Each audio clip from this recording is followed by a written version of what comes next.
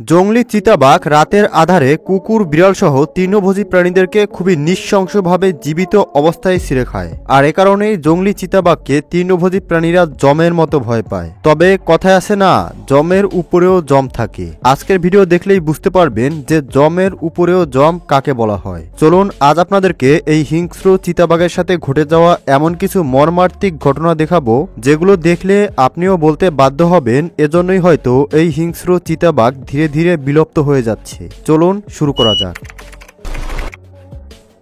এখানে এমন একটি ঘটনা ঘটছে যা দেখলে গায়ে কাঁটা দিয়ে উঠবে। চিতাবাঘের এই ছোট্ট বাচ্চাটি তার মায়ের সাথে খেলছিল, কিন্তু বাচ্চাটির এমন আচরণে তার মা প্রচন্ড রেগে গিয়ে এমন একটি ঘটনা ঘটিয়েছে যা বিশ্বাস করার মতো নয়। হঠাৎ সে তার নিজের বাচ্চাকেই ভয়াবহভাবে মেরে ফেলে, এরপর তাকেই ছিঁড়ে খায়।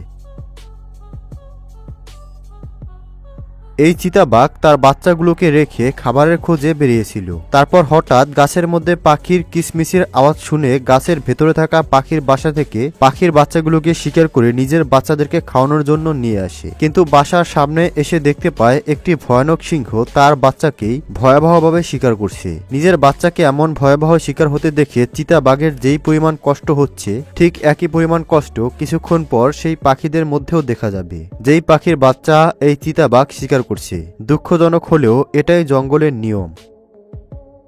সজারুর সম্পূর্ণ শরীরে জড়িয়ে থাকা সূচালো কাঁটাগুলোর কারণে ভয়ানক শিকারী প্রাণীরাও এই সজারুকে শিকার করার সাহস দেখায় না। কিন্তু এখানে দেখতে পাচ্ছেন একটি চিতাবাঘ প্রচন্ড ক্ষুধায় এই প্রাণীটিকে শিকার করতে বাধ্য হয়েছে। কিন্তু সে ভেবেছিল সে অনেক পরিমাণে খাবার পাবে, কিন্তু কাঁটার যন্ত্রণা মনে হচ্ছে এখন ক্ষুধার যন্ত্রণার চেয়েও বেশি হয়ে গেছে। তার পুরো মুখ কাঁটা দিয়ে ভরে গেছে।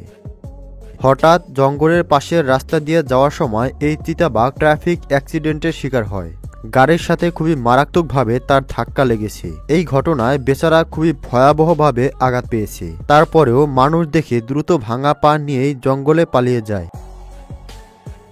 এই চিতাবাঘ এবং তার বাচ্চারা কয়েকদিন পর্যন্ত না খেয়েছিল। তারা ক্ষুধার যন্ত্রণায় খাবারের খোঁজে বের হয়েছিল। এর কিছুক্ষণ পর হঠাৎ তারা একটি হরিণ দেখতে পায়, আর সাথে সাথেই মা চিতাবাঘ হরিণের উপরে ঝাঁপিয়ে পড়ে। আর চিতাবাঘের ছোট ছোট বাচ্চাগুলো তার মাকে শিকারে সাহায্য করে। কিন্তু একটি প্রাপ্তবয়স্ক হরিণ খুবই শক্তিশালী হয়ে থাকে। নিজেদেরকে রক্ষা করার জন্য এদের থাকে বিশাল আকারের ধারালো শিং, আর এই সিংহের সাহায্যে সে মা চিতাবাঘের উপরে আক্রমণ করে। যদিও বাচ্চাগুলো তার মাকে বাঁচানোর চেষ্টা করছিল, কিন্তু এই ঘটনায় হরিণের একটি ধারালো শিং সরাসরি চিতাবাঘের পেট চিরে ভেতরে ঢুকে যায়। বেচারা আর শিকার করতে পারবে বলে মনে হচ্ছে না। আর সে শিকার করতে না পারলে তার মাসুম বাচ্চাগুলোর কি হবে তা একবার ভেবে দেখুন। ঠিক একইভাবে এখানে পায়ে আঘাত পাওয়া একটি চিতাবাঘ দেখতে পাচ্ছেন, এবং তার সাথে ছোট ছোট বাচ্চারাও রয়েছে। বেচারা পায়ে আঘাত পাওয়ার কারণে সে অনেক দ্রুত দৌড়াতে পারবে না, আর শিকারও করতে পারবে না। অর্থাৎ শুধু এই চিতাবাঘই নয়, বরং খুব শীঘ্রই তার সাথে সাথে তার বাচ্চাগুলো না খেতে পেরে মারা যাবে। 6 মাস বয়সী একটি চিতাবাঘ হঠাৎ এই বড় চিতাবাঘের এরিয়াতে ঢুকে পড়ে, যা দেখে চিতাবাঘ সাথে সাথেই তার উপরে আক্রমণ শুরু করে, আর শেষ পর্যন্ত তাকে খুবই ভয়াবহভাবে শিকার করে।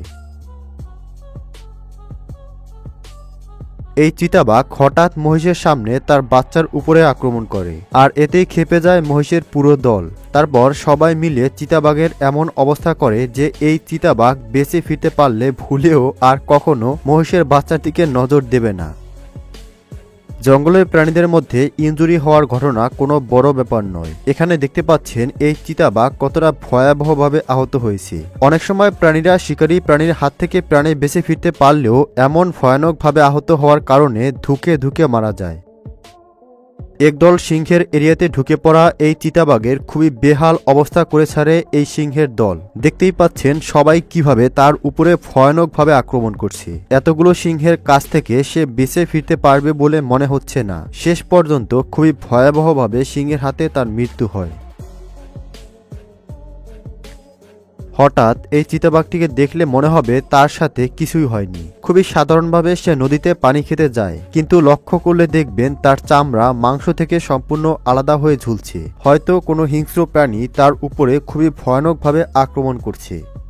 প্রিয় দর্শক, আপনি কি এর পরবর্তী পর্ব দেখতে চান? তাহলে কমেন্টে লিখুন নেক্সট পার্ট। ধন্যবাদ।